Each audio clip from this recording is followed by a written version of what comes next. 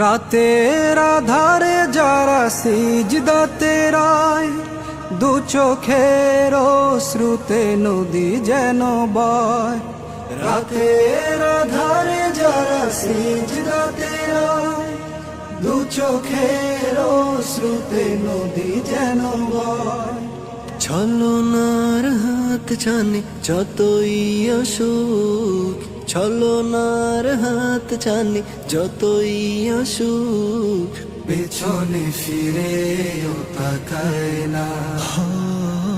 যাদের হৃদয়ে আছে আল্লাহর ভয়, তারা কভু পথ ভুলে যায় না।